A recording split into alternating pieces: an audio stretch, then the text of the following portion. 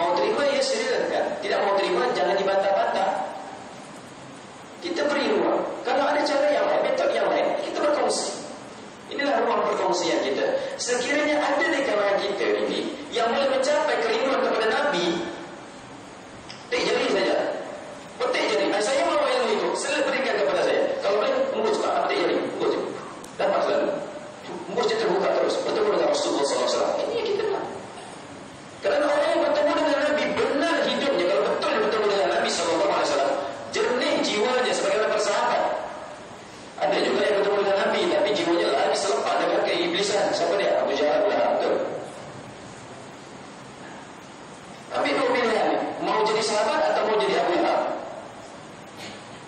Dua-dua juga bertemu dengan Nabi kan? Ada orang yang bertemu dengan Nabi tapi tidak benar. Kita mau yang benar. Di antara kelebihan bertemu dengan Nabi walaupun mimpi, dia akan mendorong kehidupan kita ini mengiringi benar apa yang berlaku itu ialah dengan menghidupkan agama ini dengan bersungguh-sungguh. Jadi menghidupkan agama ini bagi orang muda-muda, ya Allah, ya Allah, tahu pada tak payah Ustaz, nafsu dia ini kedapa besar ya. Jadi dalam hal ini memerlukan mujahadah gitu, bahwa berinya mujahadah. Maka ulama sebenarnya telah meninggalkan begitu harmoni kepada kita. Mujahadah itu bisa menjadi ringan, menjadi mudah. Tidak lain tidak bukan dengan jalan cinta. Jadi soalan sekarang tadi, bagaimanakah nak menyemarakkan cinta? Ingat kepada Nabi SAW, antaranya ialah kita memindahkan getaran rasa pada alim ulama yang merakamkan dalam bentuk susunan huruf, kita alurkan saja, bunyikan saja. Maka dengan sebab itu orang yang berqasidah juga diperingatkan supaya tidak terlarutnya. Yang berqasidah dia sebenarnya lebih mudah melunakkan jiwa, membangkitkan jiwa berbanding banyak khatam Quran. Banyak khatam Quran. Orang yang banyak khatam Quran, jiwanya tidak memandang bahawa dia boleh baca Quran, dia boleh khatam Quran. Ini semua limpah kurnia Allah Ta'ala melalui cahaya kerahmatan Nabi SAW. Kalau tak ada Nabi, dia tak boleh baca Quran. Dia tak nampak itu. Bila tak nampak begitu, dia akan menjadikan jiwanya sombong dengan kebaikan yang dia buat. Ini tipu daya. Jadi kita mahukan ya, kelunakkan jiwa, baca Quran ke, baca hadis ke, baca qasidah ke, biar hati kita bangkit, memahami akan hakikat perjalanan kita ini tidak lain tidak bukan adalah untuk kembali ma'rifah, mengenali Allah, sehingga lahir jiwa yang begitu luhur, jiwa yang penuh dengan kasih sayang kecintaan. Kalau kita ada ilmu, kalau kita sudah baik agama, kita mahu kebaikan itu bukan untuk diri kita, keluarga kita saja, tetapi untuk seluruh umat Nabi.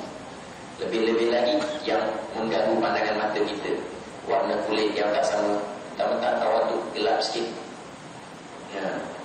Ataupun mereka yang berperlakuan sungguh tidak menyedapkan mata kita, yang sentiasa menyakitkan hati kita. Mereka inilah yang kita mengharapkan Allah Ta'ala berikan kebaikan. Bila mereka baik, nampak tenang hati kita.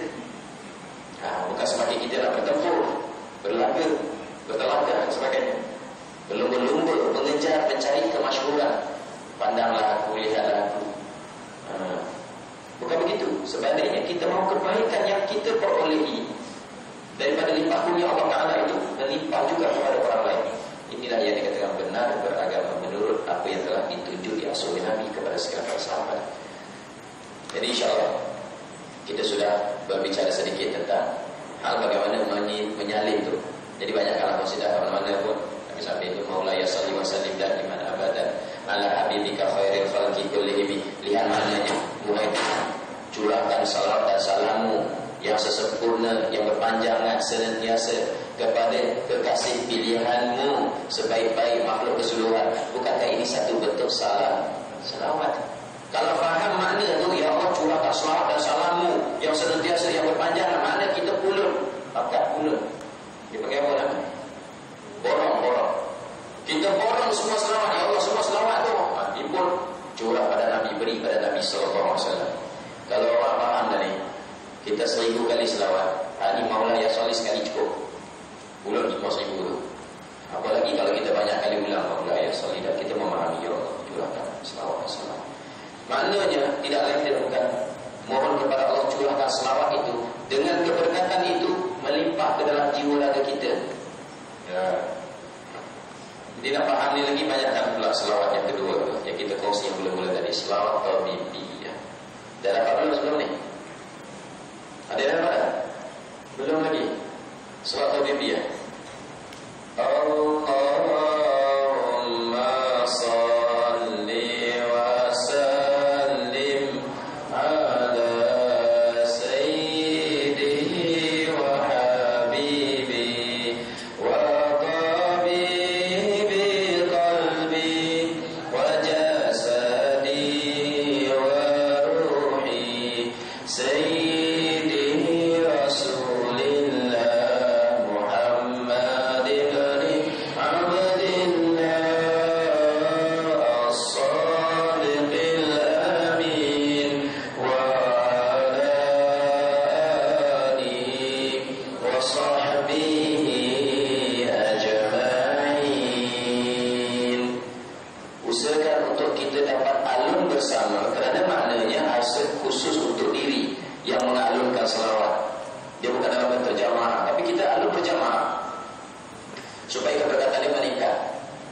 Tetapi bila melihat pada makna siapa yang tidak berselawat, agak rugilah sedikit. Ya. Allahumma salli wa sallim ala sayyidi, ya Allah curahkanlah salawat dan salammu yang sempurna yang berpanjang yang senantiasa kepada junjunganku.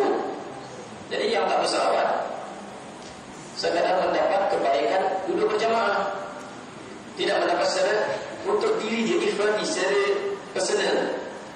Jadi kita harapkan dapat dialunkan bersama. Dan kalau boleh, sebagaimana dipesankan oleh guru yang kami kasihi, mengambil amalan ini, salat ini, kalau boleh sebelum solat fardu sama ada sebelum azan atau lepas azan dihidupkan sekurang-kurangnya dibaca, dialunkan 3 kali. Kalau kita nak bermusyawarah pun alunkan ramai-ramai 3 kali. Kalau kita nak memulakan kuliah pun alunkanlah 3 kali. Apa makna seterusnya dia? Kekasih hatiku. Dan itu sayyidi wa habibi wa tabibi qalbi. Tabib bagi hatiku. Manusia tanpa sedar hari ini berpunca, kerosakan manusia hari ini berpunca daripada hati. Hati. Maka pendidikan hati ini tidak mampu nak menembusi masuk ke dalam, melainkan dengan cahaya keberkatan. Kita istilahkan cahaya keberkatan. Maksudnya kita mengusahakan suatu amalan yang senantiasa boleh menjana tenaga keberkatannya. Maksudnya menjana pahala yang boleh merungkaikan segala macam hijab di hati itu.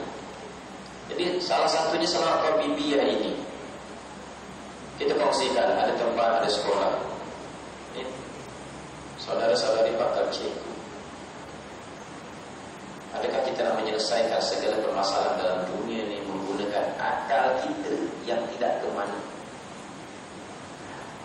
Dunia tidak boleh diselesaikan dengan akal, tapi jangan tinggalkan akal. Dunia ini masalahnya terlalu banyak, terlalu rumit, tidak mampu akal mahu menerobosi setiap isi, setiap ruang permasalahan tersebut. Melainkan di sana adanya dorongan keberkatan hati yang bergantung kepada Allah, lalu Allah limpahkan pertolongannya. Baginda Nabi SAW sendiri pun, kalau kita lihat bagaimana penyusunan perjalanan dakwah Nabi menyelamatkan ummah, bukan menggunakan akal semata-mata, tapi tidak meninggalkan akal. Maka dalam hati kita perlu kembalikan diri kita yang bersedialah akan kebaikan nanti. Sebagaimana yang dikongsikan ini, ada satu sekolah 6 bulan dia beramal dengan selawat tabibiyah, perhimpunan dibacakan, yang mana sebelum ini memang terkenal dengan bermasalah disiplin. Suatu yang menunjukkan setelah 6 bulan wujud kelunakan di hati murid-murid. Sekolah mereka pelik, tak buat apa. Kalau saya buat itu je kan, sebelum ni buat macam-macam program. Panggillah pakar motivasi macam mana pun tetap itu je. Kerana ini persoalan hati. Siapa yang boleh menerobosi hati? Hanya cahaya Nabi yang boleh menerobosi sekalian hati, kecuali hati yang belah. Itu kita ingat lah tu. Mana kering kan tu, tegak tak reti bahasa tu. Ya. Betul ya bahasa dia. Lebih 10 tahun tak sembang pindah hari pun. Sembang tahu. Jadi mana yang kerah tu memanglah hati belah kecewa. Carilah ya, tiada lain pula. Jadi yang ada ni mudah-mudahan hati yang lunak. Jadi banyakkan selawat Habibiyah ini, semoga Allah Ta'ala menyembuhkan hati kita seluruhnya. Dan kita alunkan orang yang mendengar. Kalau kita alunkan di persekitaran kita, tumbuhan yang mendengar, batu-batan yang mendengar. Kita tak percaya batu-batan mendengar. Batu-batan ini, jamadan ini, pohon-pohon ini bukan sekadar mendengar, bahkan mereka bertutur berzikir dengan bahasa mereka, memuji Allah Subhanahu Wa Taala. Tak percaya? Oh, sedap kalau tak percaya. Bawa Quran itu. Al-Quran sendiri menyebutkan Subhanallahi ma fis samawati wa fil ardh. Bukan sekadar mendengar, bahkan mereka bertutur senantiasa memuji Allah. Apa yang ada? Seluruh isi alam, 7 petala langit dan 7 petala bumi. Aku tak percaya juga lagi. Saja juga. Jadi sidang jemaah yang dirahmati oleh Allah Ta'ala sekalian, perlu kita yakini apabila kita memandangkan itu keberkatan demi keberkatan, akan hadirlah keberkatan daripada Allah.